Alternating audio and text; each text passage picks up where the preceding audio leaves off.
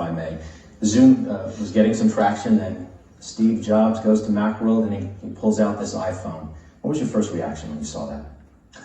$500 fully subsidized with a plan? I said, that is the most expensive phone in the world, and it doesn't appeal to business customers because it doesn't have a keyboard, which makes it not a very good email machine.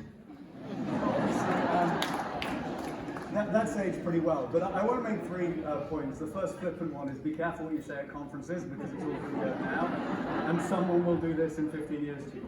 The second one is when he said, he looks stupid today, when he said that most people in the world thought he was right. You know, it's 2007, Apple had a huge flop with the Newton, you know, we forget 2004, Apple's market cap was only 8 billion, Microsoft was the dominant company in the world. But I think the most important point, and the really key one as we dig into this subject today, is that actually when the iPhone was launched, it wasn't that great. You know, it was a phone with a music player and a camera. What made it amazing was the ecosystem of apps that grew up around it. So the fact that you could book an Uber, navigate on Google Maps, email anyone from your pocket, buy stuff on Amazon, watch videos. Basically, you could do every single thing you wanted to do in the world out of your pocket. And that's my kind of key overriding thought behind this session, which is it is the ecosystem that grows up around this, which is going to dictate, is this just like a few 100 million gamers sitting on their couches with VR headsets on, or is it the single most important technological revolution of the 21st century? Now, I wrote a blog post at the start of the year when we changed name, entitled "The Metaverse is a giant overhyped nothing burger with no future." And that is clearly a clickbait headline. It's not exactly what I think. But the serious point with it, if you look at the graphic on the left, you know, the hype behind this is like nothing we've ever seen before. And it's caused, you know, the New York Times to say, is the metaverse just marketing? And I think, you know, I actually, Connie and Luis asked me to do a presentation on the future about a year and a half ago at Unilever. And when I was talking about the metaverse, I was trying to find examples of stuff that people had done. And there weren't any. There was actually nothing. This is literally just the last week, some of the biggest brands and companies in the world announcing what they're doing in the metaverse with NFTs and in Web3. It's absolutely unbelievable. It's like 10 things happened last night, you know, between getting up and doing this speech. But I think the one thing I would say for the cynics in the room, A, you may be right, but B, you personally may not think this is going to be a big thing. But the world's biggest companies are obsessively trying to make it that. So the world's biggest media company, Facebook, has changed its name to Meta. The world's biggest or second biggest company on the day, Microsoft, has said it's the future of work and have bought Activision in the single biggest deal in the history of technology. The world's biggest sports company has said it's the future of sport and have bought the #1 virtual sneaker producer, Artifact. The world's biggest gaming company, Electronic Arts, has said it's the future of gaming, etc., etc., etc. And meanwhile, the banks are trying to outdo themselves to say how big it is. Back in December, it was only 800 billion. In February, it was 1 trillion. Then suddenly, Morgan Stanley in February also said it was 8 trillion. And then Citibank have said, no, it's actually 13 trillion. So I think maybe a conclusion from the WFA is the WFA believes it's going to be a 20 trillion market. That could be a good soundbite for you. And let's have a quick look at what's going on in the worlds of virtual culture, NFTs, and the metaverse. And I think my overriding, the experience today is really crap. It is one of the hardest technologies we have ever come across. And as we all know, when technology is hard, people don't get into it. But we are also at the Newton or Palm Pilot stage. Many of us in this room are old enough to have owned one of these. They were terrible. We bought them because, oh, this is great. And then you kind of went, why do I need that? And you put it to one side. But someone will come along and do what Steve Jobs did and invent the iPhone, and the world will change. Now, the first sort of big discussion around Metaverse when it was really getting on the radar was in the Apple versus Epic Fortnite court case. And Epic's view was like, you know, Apple can't have 30% of our App Store sales because we're not a real world company, we're a Metaverse company. And the court reporter said, well, what's one of those? What's the Metaverse? It's a virtual world for socializing and entertainment. And then we saw a string of NFTs being sold for quite ridiculously large sums of money. So Jack Dorsey sold his first ever tweet for $2.9 million. Tim Berners-Lee sold the source code for the World Wide Web for $5.4 million. And at the other end of the spectrum, a 12-year-old boy in the UK made £290,000 out of whale art NFTs. But it's actually a pretty incredibly fast-growing and giant economy, and it's all underpinned by NFTs. And I think many of you will know this case. The reason I share it is I think it was the first time we kind of went, actually something's going on here. So the NBA teamed up with Dapper Labs. They created NBA Top Shots. That was basically the ability to buy an NFT of a video clip of a Steph Curry three-pointer or a LeBron James dunk. You can watch these on YouTube tomorrow. You do not need to own these. So why were people spending $250,000, $300,000 to buy something that we can all go and look at YouTube now? The answer is because they think it's got inherent value in the future. Why buy an Andy Warhol painting? You know, you can have a postcard, you can put a poster on your wall, you can go and look at it on the internet. And the reason is because people think it has a value. Now we'll see if they are right, but that's why they're doing it. And when you actually look at the numbers around this, and Crypto Slam do the rankings of sales in NFTs, this is from over a year ago. And the NBA were doing pretty well at the top, $600 million of sales of NFTs. Fast forward a year, this is a couple of weeks old now. The NBA is still done quite well, almost up to $1 billion. Axie Infinity, $4 billion in under 12 months. CryptoPunks, $2 billion. METAVERSE, $1.7 billion. It's amazing the speed and scale at which this is moving. And then last week, Bored Ape, CryptoPunks, and METAVERSE all came together. So you have a franchise now under Yuga Labs who have done over $4 billion in NFT sales in less than 12 months. Gaming culture is driving culture. You know, the biggest global events now take place in game. What I would say the kind of the king of the metaverse from a music perspective is Snoop Dogg. You know, he did $45 million of NFT sales with his Stash NFTs, and he's just released his new music video, which of course was filmed entirely in the metaverse.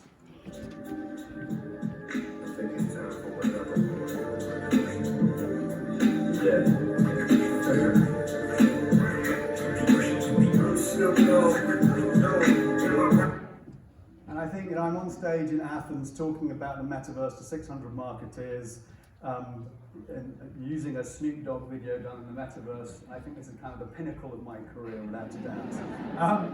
You know, Travis Scott's Fortnite concert, 45 million viewers. You know, Lil Nas Roblox, 33 million. I get those goosebumps every time. I need that time. That was just to wake you up. And to wake you up to the point that, you know, I think many people dismiss gaming as niche. There are almost 3 billion people gaming today, and that's just going to keep going up and up with each passing generation. And we talk about Microsoft's Activision deal because it's so big, and we kind of forget, well, Minecraft has gone past 1 trillion views on YouTube. Roblox, one of my personal favorite companies, you know, 40, 50 billion market cap. But more importantly, 40 million games have been created in Roblox. And 1 in 2, so 50% of all kids under 18 in the US are on Roblox. So what should you be doing with this brave new world? Being a bit cruel, not this. So don't just turn your product into an NFT and put it on OpenSea and sell it. And you know, these brands should all be applauded for getting in early, but it's like, you know, why would someone want to buy an NFT of toilet roll? We can debate that. And don't open up spaces that are sad and lonely. I think this sums up many of the spaces. Welcome to our brand experience on the metaverse. I'm sure someone will show up now. But I think more like this, and what we are starting to see is some really great examples. So Gap selling a $415 NFT hoodie, which gives you access to a real one when you go in store. Budweiser did 1,936 cans, and that was a really successful program. Actually, much more interesting was what they did with Nouns. So the Nouns Collective had bought the glasses now for $394,000. They allowed Budweiser to use it for free and to have it as long as they put it into their Super Bowl commercial and turned their Twitter profile pic to the glasses now. Total role reversal, like a brand in the old world would have had to pay money to get that thing, and now they get usage for free. You can understand why in the car market, and particularly the used car market, having an NFT which gives full ownership on the blockchain, full historical ownership on the blockchain of a car could be a really compelling thing. You know, starting to see a lot of brands experiment inside Roblox. So Vans is doing skateboarding world, and Ralph Lauren doing a bunch of stuff, and whether it's their digital fashion collection or their collab with a Korean K-pop band, which was actually very successful for them. And I think one of the questions to ask today is, how would you change your marketing if you set out to link your virtual and your physical assets?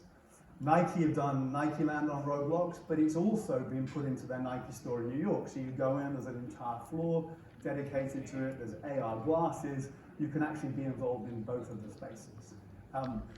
Beats have dropped the new Kerwin Frost Cosmophones in Roblox, and my kids tell me that Kerwin Frost is super cool. Coachella giving or selling lifetime access to Coachella as an NFT.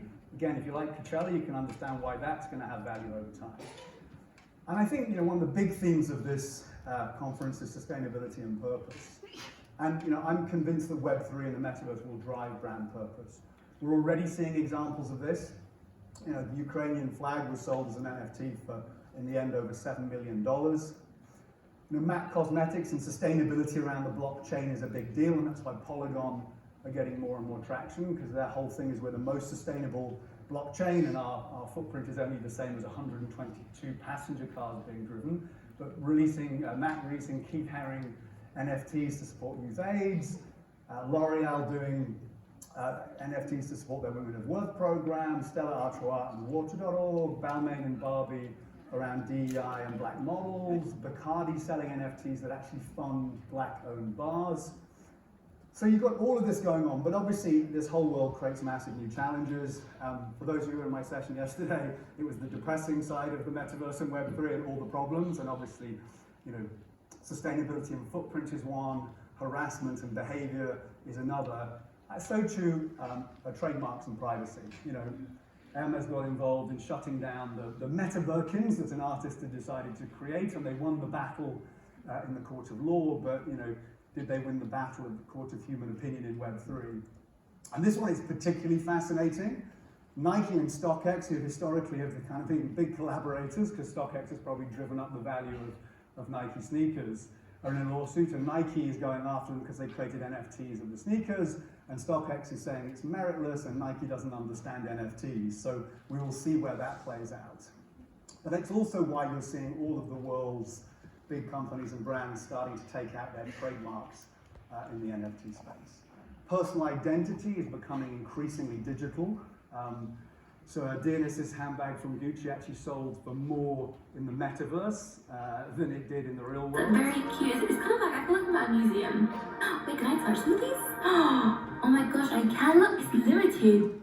Gucci have been one of the pioneers of selling virtual products. Artifact, for me, were like the geniuses of it, and obviously been bought by Nike.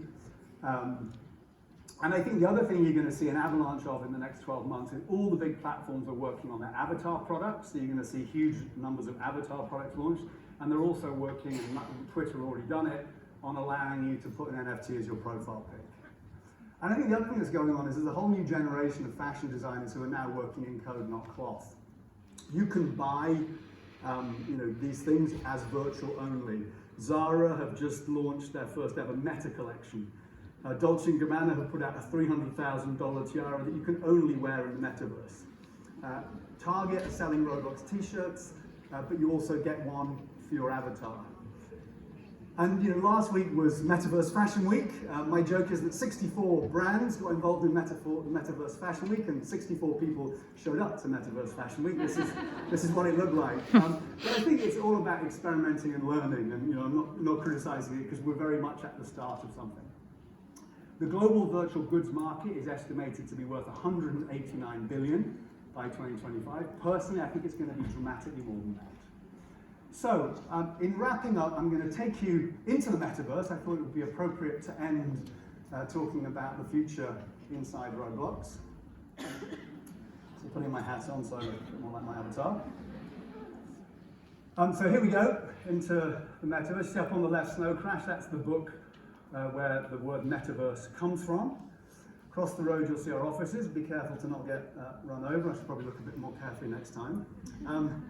But I'm going to go through 7 points of what I think the future holds. And before I do that, just 2 setups. Firstly, don't forget, trillion-dollar companies think this is the future, so whatever you personally think, you probably corporately need to have a strategy. And secondly, anybody who tells you they know what's going to happen is lying, me included. We have no idea. It's going to be an amazing decade, but we really have no idea how it's going to play out. And so anybody who says they do know, you should buy them a Pinocchio NFT. So into the 7 points. Firstly, I think the platforms of Web 3 are unlikely to be the platforms of Web 2. Many of us remember Web 1. Who were the big companies? It was Netscape, it was AOL, it was Yahoo, it was MySpace. When was the last time that we talked about that? So it is unlikely that the big platforms of Web 3 are going to be the big platforms of Web 2, odd as that may seem today. Secondly, I think the first $10 trillion company is going to come out of the metaverse. It wasn't so long ago we were asking, Apple, we were asking who was going to be the first $1 trillion company, and obviously Apple got there first. And then literally they hit 3 trillion. I think the first 10 trillion company comes out of this space. And I think it does so producing glasses. I think the hardware player of this space will be the one that wins. We'll see the death of the mobile phone, the dawn of glasses. We will think it's super odd that there was a time where we had to use one of our hands to do this and tap on this thing. Now, I hear you say, yes, but Google Glasses were really terrible and Snap aren't that much better. I go back to, Palm Pilots weren't great, nor Newtons. And you can just imagine that the ability to have reality, to be in a room like this and look at someone you know, but you can't remember them, and LinkedIn pops up and tells you who it is, or to have immersive experiences. Fourthly, the world's most valuable luxury brand will be virtual and it will be purpose-driven. If you're spending more and more of your time in virtual worlds, it's logical, and we're already starting to see this happen, that you would want to spend your money on the luxury brands from those spaces. I made this point before, the metaverse will turbocharge brand purpose, and I showed a bunch of examples that are already starting to happen. Stefan mentioned my book. This is actually the main Venn diagram from the book 12, 13 years ago. Making money and doing good didn't need to sit in separate worlds. And I think the metaverse can sit at the intersection of this. And almost if in the 20th century we built brands through TV advertising, in the 21st century we'll build brands through our behavior in the metaverse and through the virtual products we sell in the metaverse that do good in the real world. People are going to see increasingly rare and unique ways to represent themselves in these new spaces, and obviously there's a whole bunch of issues that will come with that too. But as I said, we're going to see the avatar avalanche. And finally, and this is the only one of the 7 points that I'm absolutely convinced of, I think the other 6 we'll see, but this one I am totally convinced of, is that the future lies at the intersection of the real world, the social world, and the virtual world. And it's not about some dystopian future where we're only living virtually, nor is it about this virtual world is nonsense and will all go away. We spent the last 10 years as marketeers learning how do you market at the intersection of the real world and the social media world. And we're going to spend the next 10 years working out how do we market at the intersection of the real world, the social media world, and the virtual world. Thank you very much.